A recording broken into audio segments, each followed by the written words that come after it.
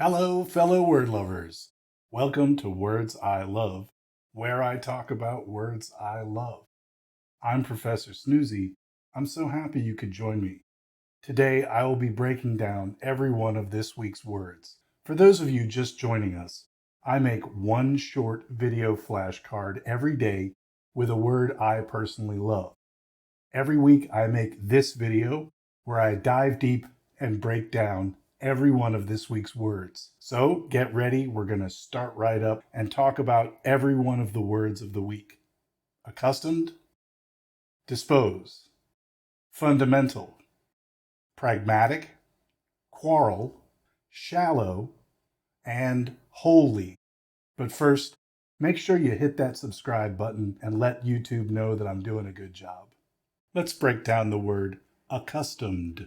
Accustomed is made by affixing AC as a prefix onto the English word custom. Accustom means to make something into a custom. Custom comes from a Latin word consuetudo, which means habit or way or usage, practice or tradition. Custom thereby means tradition. It means the way we do things. This word also means how we spend money. Custom can mean I go into a store and I give them my custom. I go and shop for something and buy something. That makes me a customer. Customer is a noun. Custom is a noun. Accustom is a verb. Accustomed is a past tense verb, and of course can be used as an adjective too. Custom is closely related to the word costume. Costume is another person's clothes that we take on when we want to pretend to follow that person's path. When we want to pretend to be someone else,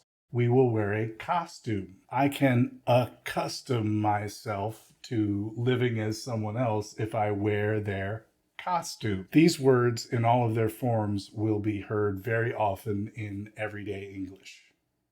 Let's break down the word dispose. Dispose comes from two Latin words. The prefix dis signifies apart, and the root word ponere means to place or to put. So it means put it apart or place it away from something. Dispose means to put something in its place. If I dispose of the trash, I put it in the place that it's supposed to go. I am disposed to do the thing that I'm supposed to do. I get to choose what I am supposed to do. I am disposed to doing that. So this word dispose means to throw away. It means to give away. It means to do the thing that I've chosen to do with it. Do the right thing and put it in its place. Dispose is a verb.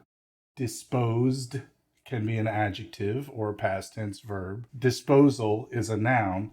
And we can say disposal meaning an act of disposing something, or a disposal can be a thing that we use to break down trash in the kitchen sink. We might put food into a machine that chews it up and throws it into the wastewater. That's called a garbage disposal. Disposal is a noun. Now, this word dispose also means I am disposed to doing something, then my disposition is this. So disposition could mean how I feel. I have a sunny disposition, means I like to be optimistic about things. I have a dark disposition, means I usually have a dark way of looking at things. Dispose is a word we will hear all the time. Let's break down the word fundamental. Fundamental comes from a Latin root, fundamentum.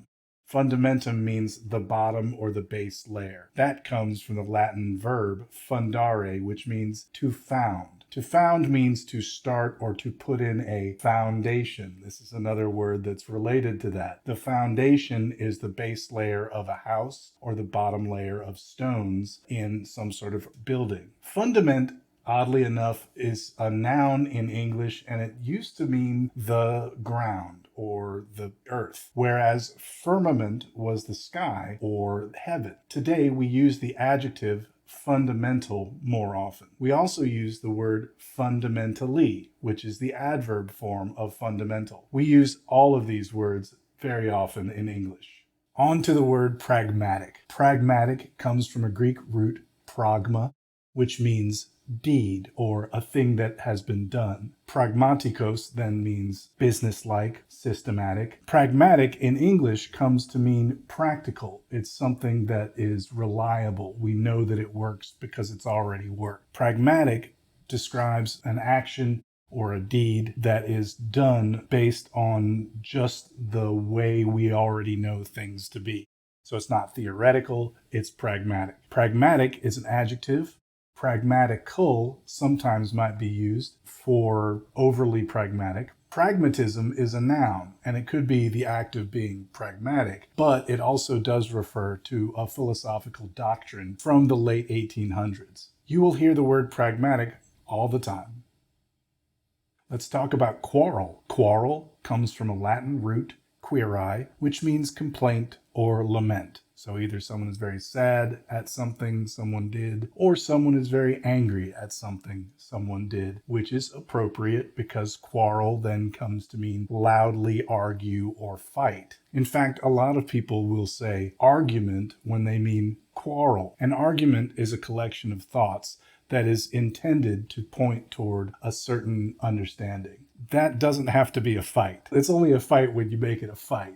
The word quarrel is probably more accurate if we are getting into a heated exchange or a fight. Argument really has to do with logic, and it has to do with understanding and setting up a proper thought process. Quarrel is a noun and a verb. Quarrelsome is an adjective. We take the suffix some and we add it on to the verb quarrel, and it means this person is likely to do that verb. Quarrelsome, likely to quarrel. You won't hear the word quarrel as much as you might hear the word fight or argument. Let's talk about the word shallow. Shallow comes from an Old English word, shiaid, which means not deep. Shallow comes to mean metaphorically the idea that someone isn't very deep in their mind. Their thoughts don't go very deep.